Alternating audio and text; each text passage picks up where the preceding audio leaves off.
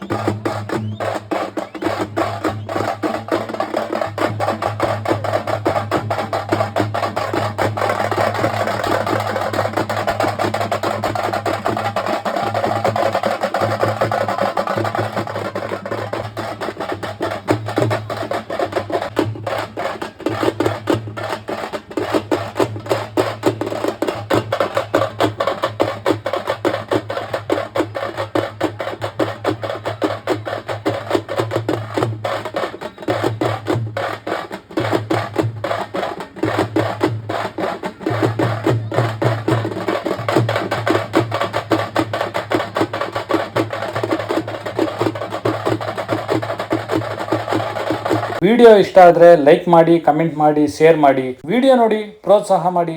ಜೈ ಜಾನಪದ.